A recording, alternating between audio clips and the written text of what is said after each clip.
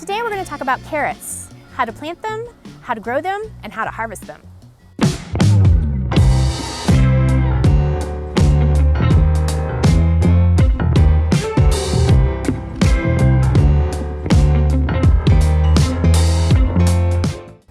Hi, I'm Derica, and today we're going to grow carrots.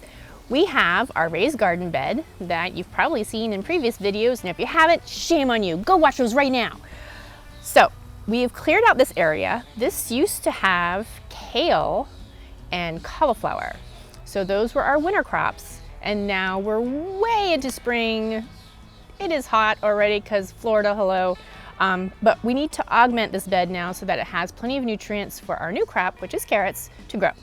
So what I'm going to do is I'm going to add perlite because carrots are a root crop and they want the soil to be nice and loose. Perlite is going to help keep the soil loose and from compacting. Another thing is that we are growing these in a raised garden bed, so nobody's going to be walking on them. That will also help the soil from compacting. And then to get the nutrients back in the soil, we're using compost. Now this isn't anything store-bought. This is what we grow ourselves right here. You're going to see eggshells, you're going to see paper scraps. That's because we have chickens. Another video, again, go watch them, they're great. Okay, so what I need to do is I need to sprinkle a good dose of perlite and my compost on top of the soil, and then I'm going to till it thoroughly. And because I need it to be tilled at least 12 inches deep, I'm doing it the old-fashioned way with a shovel. I do have a fancy tiller hand push thing. It's super cool. It reminds me of spurs. It makes me happy because I'm weird that way. But it is not going to till this deep enough for my carrots. It's really important, and that's why I'm stressing this so much, is that if you don't till the soil deep enough, it's going to stunt the growth of your carrots. Trust me, it's happened to us. So I'm gonna go ahead and do that, and then when I'm done, I'll be right back.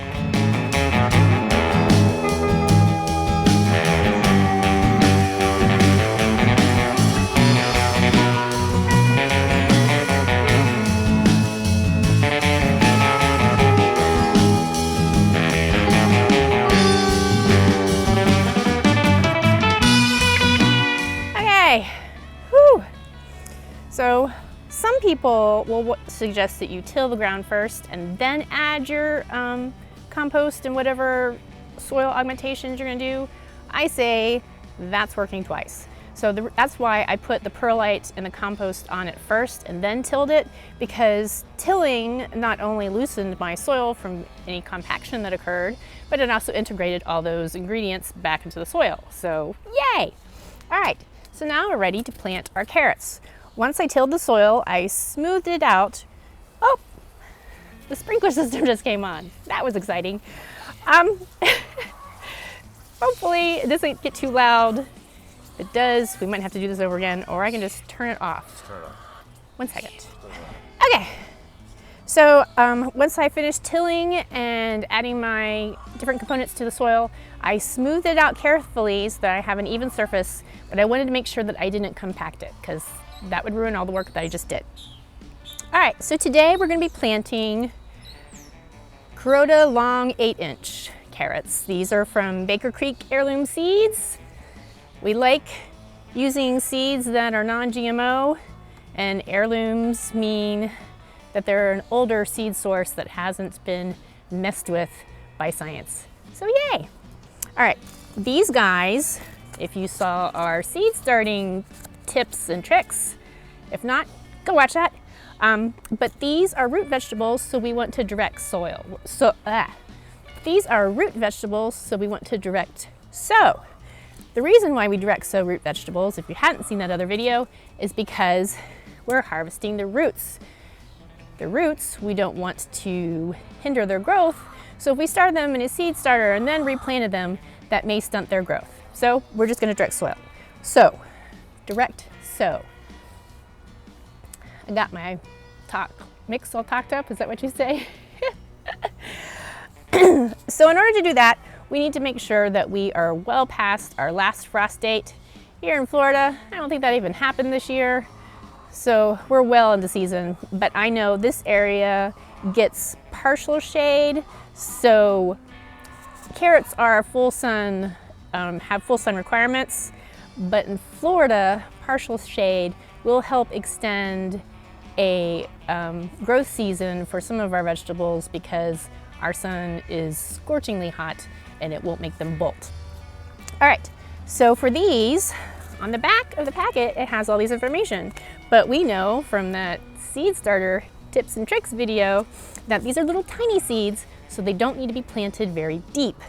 Also, from previous experience with carrot seeds, we've seen other people talk about, sorry, it's really hot and I'm getting sweaty. We've seen other people talk about the viability of carrot seeds, and they tend to overplant them. We tried that once and we got really tiny carrots. They were super sweet and they were delicious and they were perfect on salads, but we wanted big carrots because we cook with carrots, we like to juice with carrots, we do tons of things with carrots, so we wanted bigger carrots. So our last crop, which you'll see at the end of this video, we got some really nice big carrots. Now their growth got stunted slightly because we didn't till deep enough, so we're super excited about this batch because they should be perfect with all the knowledge we've gained over the years. All right, so these mature around 65 to 70 days from sowing, which means 65 to 70 days from today, we're gonna be eating carrots. And early sowing can be made 2 to 3 weeks before spring's last frost date. So these guys are hardy, and it says right on it that they will grow in multiple regions. So they can actually be planted a little bit early while the soil is still cold. Again, Florida, sweat, not happening here. So I'm gonna go ahead and just make a little indentation with my hand trowel to give me an idea of where I want to lay my seeds. The suggested planting for these, it doesn't say. So we're gonna skip that part. All right, so we know that when the carrots sprout, which we'll be showing you in a couple of weeks, they're these cute little fuzzy things. But when they grow, if they're in a happy situation, which I worked really hard to make this as a happy situation for them as possible, the carrot tops get huge and bushy. We found that when we grew them over there, they actually shaded some other vegetables that we planted with them and stunted their growth. So that's why I've dedicated this entire section just to carrots. And I'm going to plant a row here, and then I'm going to plant another row here, and maybe one more, just so that way they have plenty of room to grow their carrot tops and not infringe on each other's growth. I'm not going to be too critical about how closely I get my seeds in on this row, but I'm going to make sure that I don't pile seeds on top of each other. I'm going to try to keep it kind of loose in there, because my hope is they're all going to germinate, and in our past experiences they pretty much did, so I don't want to crowd them. And I know there's some viewers out there that are just like me that hate thinning plants. It makes us cringe and sad. So I'm hoping that I give them enough space that I don't have to do that and they can just let them grow.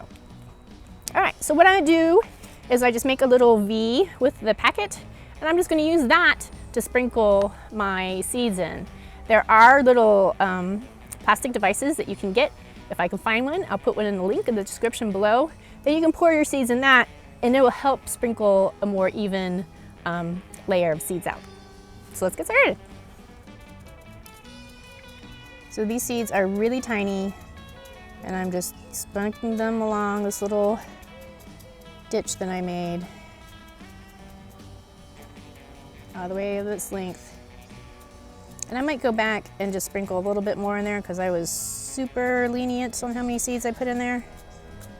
So now that I'm satisfied with the seeds in that little area, I'm just going to gently push the soil on top of it. I'm not compacting. We don't want to compact. We just want to make sure there's a little bit of soil covering the seeds that we put in there. So I'm doing this little pinchy motion because that works for me, but it's a very light touch. I'm not mushing them down. I'm just making sure the soil recovers the seeds. From there, I'm going to relay my irrigation line that I have here. This is a drip irrigation. I love drip irrigation because it sits right on the soil and it tends not to evaporate into the air, which leads to less water waste. It also puts the water where the plants want it, and that's at the roots rather than on the plant themselves. There's some plants like peppers and tomatoes and even squashes that are super sensitive to getting extra moisture on the plant. Carrots don't seem to have much of an issue. I think that's because their leaves are so airy that it just dries off real quick. But there's some vegetables that drip irrigation, I can't recommend it enough for those vegetables. If you don't have irrigation, you can just water it with a hose or with a watering can. You want to make sure that if you're using a hose that you have an attachment on it so that you're not just pushing tons of water in there, because that's going to disrupt the seeds that you planted and probably ruin what you just did. So you want a sprinkling of water if you can manage that. All right, I'm going to go ahead and seed the rest of my rows, and we'll see you a couple of weeks once these sprout.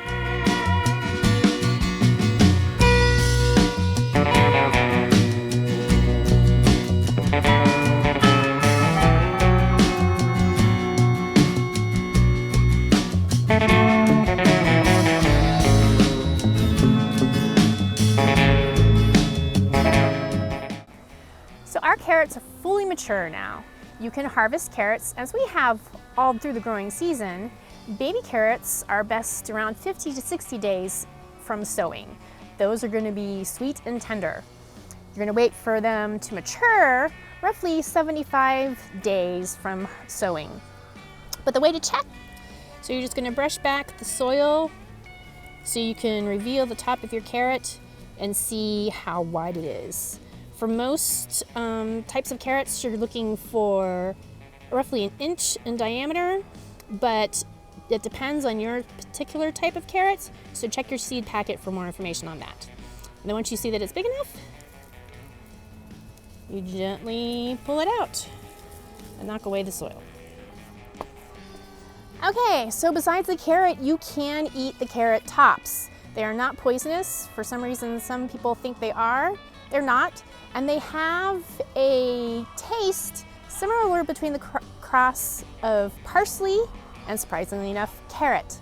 Brian finds it raw to be a little bit too bitter for his taste, but we have another family member who loves carrot tops, and that's our chickens, who you may or may not be able to hear in the background. So we just take our carrot tops and feed them right to our chickens. That's all I have for you today on carrots. I hope you enjoy this, and we'll see you next time on City Steading.